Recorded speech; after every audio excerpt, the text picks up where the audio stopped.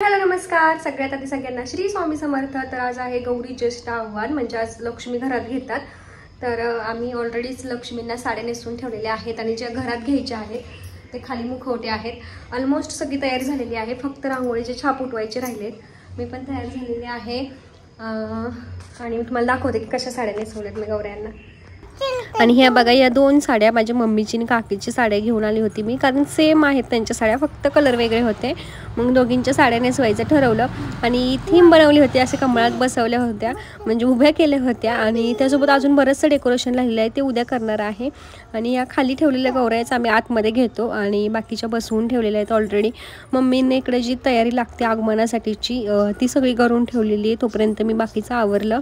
माझ्या माहेरी काय गौरी महालक्ष्मी हे सगळं काही नव्हतं, फक्त गणपती बाप्पा असायचे, त्यामुळे गौराईंबद्दल मला एवढी काही माहिती नव्हती आधी। लग्नानंतरच हळूहळू शिकलेली आहे। आता परफेक्टली थोडीफार साड्या वगैरे जमायला लागलेल्या आहेत मला घालायला, ते पण यूट्यूबला वगैरे बघूनच सगळं घालते। आणि ह्यावेळेसच्या साड्या मम्मीची आणि काकीची आणली होती, एवढ्या म्हणजे स्मूथ होत्या, इझिली त्याच्या निर्या वगैरे पिन वगैरे इझिली होऊन गेली, त्यामुळे मला ते एकटीला पॉसिबल झालं साडी वगैरे घालायला। जर असे कडक अशी काठपदर असले त्याच्या लवकर घड्या पडत नाहीत आणि मग घालायला पण त्रास देतं, त्यामुळे साड्या पण चूज करताना गौराईंसाठीच्या चापून बसत ना त्याच साड्या चूज करायच्या।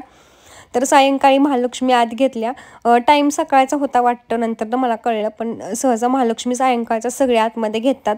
मग शेजारच्या सगळ्या बायकांना मम्मींना बोलवून आणलं, तोपर्यंत मी रांगोळी वगैरे छाप उठवायचे राहिले होते ते उठवले। मला साड्या वगैरे घालण्यातच भरपूर वेळ गेला गौरायांना, म्हणजे 5 वाजले। आणि लास्टच्या व्हिडिओमध्ये तुम्ही बघितलं असेल कमळ वगैरे कसं बनवलं तर ते सगळं करण्यात जास्त वेळ गेला, त्यामुळे गौऱ्या आतमध्ये घ्यायला, महालक्ष्मी आतमध्ये घ्यायला सुद्धा आम्हाला जास्त उशीर झाला। पण छान पद्धतीने आमचं सगळं व्यवस्थितरित्या पार पडलं। आल्या का गौराई? आल्या का बाई? कशाच्या बाई? मुला लेकरा बाई। मुला लेकरा बाई।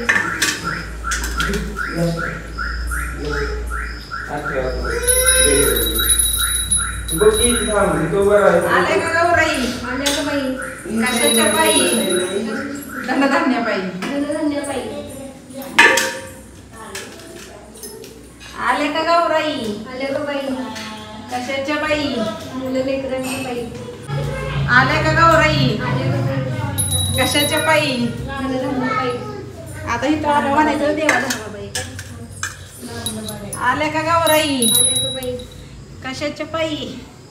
देवधर्माच्या बाई। पडायला की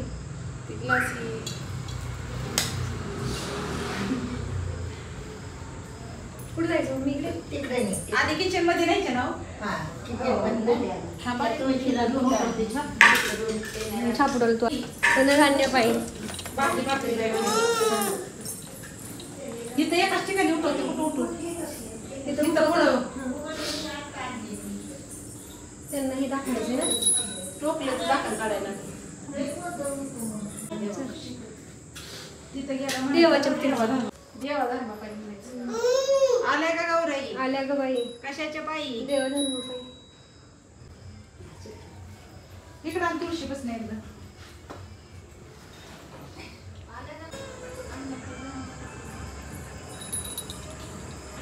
आल्या का गौराई? आल्या का बाई? कशाच्या बाई?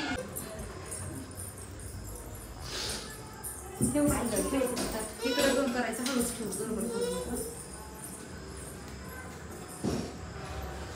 दरवर्षी नाही यावेळेस नवीन घेतले।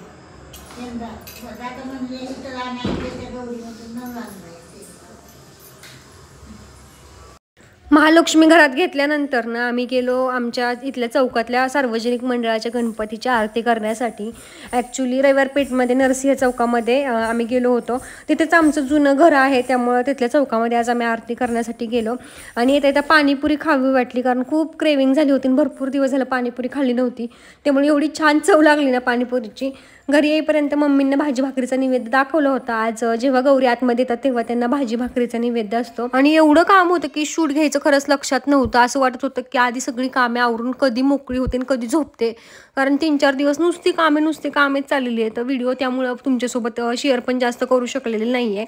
पण नंतर दुसऱ्या दिवशी सुद्धा बघा हळदी कुंकाच्या दिवशी गौरायांना पोळ्यांचा नैवेद्य असतो. मग ऑलमोस्ट सगळा स्वयंपाक झाला होता, फक्त लास्टला पोळ्या लाटायच्या राहिल्या होत्या. घरातली पण सगळी कामे झाली होती. मग म्हटलं आपण काही शूट घेतला नाही, ॲटलिस्ट पोळ्या लाटताना पोळ्या करताना तरी थोडासा शूट घ्यावा, म्हणजे आपला थोडाफार व्हिडिओ तरी बनेल. म्हणून आता तो रिंग लाईट शेजारीच होती ट्रायपॉड, मग त्याला मोबाईल लावला आणि थोडाफार शूट घेतला. आज आमच्या घरी सत्यनारायणाची पूजासुद्धा होती, कारण पहिल्यांदाच आम्ही इकडे गौराया बसवणार होतो, त्यासाठी ठेवली होती. पण पूजेला मी आणि विकी बसणारे हे नक्की कन्फर्म नव्हतं, कारण विकीला सुट्टीसुद्धा नव्हती, तो सकाळीच कामावर गेला होता. पण अचानक तो माघारी आला, मग आमच्या दोघांचं ठरलं की पूजेला बसायचं. पण माझी काहीच तयारी नव्हती, कारण मला असं वाटत होतं मी काय पूजेला बसणार नाही आहे, त्यामुळे मी काय नाही तयार झाली तरी चालेल, कारण भाऊजी बसणार होते पूजेला, असं आमचं ठरलं होतं. त्यानंतर भरपूर अशी कामे होते, डेकोरेशनचं वगैरे माझं काहीच ठरलं नव्हतं की कशी आरास करणार आहे, काय काहीही आयडिया नव्हती. खूप कामे पडली होती. सगळा स्वयंपाक झाल्यानंतर मी वरून समया खाली काढल्या, समया स्वच्छ घासून काढल्या. त्यानंतर मी यूट्यूबला थोडंफार सर्च केलं की कसं डेकोरेशन करावं म्हणून. आणि आज प्रसादाला गुलाबजाम होते, रात्री मम्मीनं गुलाबजाम केले होते, त्यामुळे ब्राह्मण काका आले, विकी पण तेवढ्यात आला. मग आमचं ठरलं की आपणच पूजेला बसूयात. आणि ब्राह्मण काकांचं साहित्य त्यांना ऑलरेडी सांगितलं होतं, त्यामुळे ते आणलं होतं. त्यामुळे पटापट त्यांना पण पूजा मांडून घेतली आणि मी पण लवकर रेडी झाले. अचानक आम्ही बसलो पूजेला. पूजा झाल्यानंतर ना आम्हाला डेकोरेशनसुद्धा करायचं होतं. मी आधी ठरवलं होतं की फुलांचं डेकोरेशन करूयात, पण आज एवढे फुलं महाग होती, त्यामुळं फुलांचं मी डेकोरेशन कॅन्सल केलं. आणि यूट्यूबला थोडंफार सर्च केल्यानंतर मला थोडंसं एक डेकोरेशन सापडलं आणि तीच थीम बऱ्याच जणांना केली होती तशी डेकोरेशनची. मी तुम्हाला पुढे दाखवेलच, किंवा तुम्ही माझ्या रील्समध्ये शॉर्ट्समध्ये तर बघितलंच असेल ऑलरेडी. छान अशी आमची सत्यनारायणाची पूजा खूप छान पद्धतीने पार पडली, शांततेत मस्त पूजा झाली. तर तुम्ही पण दर्शन घ्या इथूनच व्हिडिओ थ्रू माझ्या. आता नैवेद्य दाखवला, जेवायला घातलं की पान सुपारी द्यायची, तसं ते नैवेद्याची वेळी एका वेळेवर पाणी सोडायचं. पूगी पडता मूलम समर्पयामि सुवर्ण पुष्पार्थे रक्षणाम फलार्थे पाठीमागच्या. त्यानंतर ना आरती वगैरे झाली, सत्यनारायणाची पूजा छान अशी पार पडली आणि मी लागले डेकोरेशन करायला. फायनली फुलांचं कॅन्सल करून असं सगळं मिळून डेकोरेशन केलं, जात की फुले कमी लागणार होती. आणि फायनली डेकोरेशन झालं होतं, पण थोडंसं एक राहिलं होतं जे गौरायांना मला करायचं होतं, ते म्हणजे खोटे पैसे चिटकून ते असे खाली पडतात ना महालक्ष्मीच्या हातातून, ते दाखवायचे होते, तेच आणायचे राहिले होते. मग ते आल्यानंतर चिटकवलं की फायनल डेकोरेशन होणार होतं. आणि मेन म्हणजे लाईटची माळ सोडायची राहिली होती, डेकोरेशन केलं होतं त्यावरती, ती पण आणायची बाकी होती. सत्यनारायणाची पूजा आवरली की लगेचच मी हे डेकोरेशन करायला घेतलं होतं. साडी वगैरे काहीही बदलली नव्हती.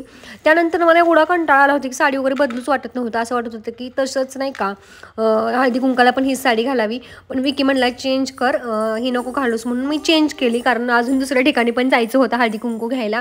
तर फायनल हे आहे आमचं डेकोरेशन. कसं वाटलं ते नक्की कमेंट्समध्ये सांगा, आणि आय होप तुम्हाला आवडलंच असेल. आणि छान छान व्हिडिओच्या खाली कमेंट्स करा. आणि खरंच मला व्हिडिओ जास्त शूट घ्यायला जमलेलाच नाही आहे, त्यामुळे जेवढा घेता आला तेवढा घेतलेला आहे. आणि तुमची खूप जास्त रिक्वेस्ट होती की दीदी लॉंग व्हिडिओ, मग ते जो शूट घेतला होता तो सगळा एकत्र केला आणि लॉंग व्हिडिओ केलेला आहे. याच्या पुढे मी तुमच्यासोबत फोटो शेअर करणार आहे, जे की आम्ही सगळे काढले होते. आणि मी जी साडी वेअर केलेली आहे ती ॲक्च्युली मम्मींचा शालू आहे त्यांच्या लग्नातला, मी तोच घातला होता. मम्मी म्हणल्या घाल. तर डेकोरेशन आणि आम्ही सुद्धा सगळे कसे दिसतोय ते नक्की मला कमेंट्समध्ये सांगा. तर आजचा व्लॉग सॉरी एवढीसाच होऊ शकलेला आहे, आणि तो पण रिपीटेड, म्हणजे रील्समध्ये पण हे सगळं तुम्ही बघितलेलं आहे शॉर्ट्स व्हिडिओमध्ये, तेच लॉंग व्हिडिओमध्ये सुद्धा बघताय. तर खरंच सॉरी, काय आता तुमची इच्छा होती म्हणून मी लॉंग व्हिडिओ टाकला, नंतर टाकणारच नव्हते, कारण रिपीटेड तुम्हाला पण बघायला कंटाळा आला होता. तर हा होता आद्याचा लुक, आणि आद्याने आज एवढं म्हणजे एवढी नोटंकी केलेली आहे, नुसतं फोटोज काढलेले आहेत. तर आजचा ब्लॉग मी इथंच एंड करते. नक्की लाईक करा, कमेंट्स करा.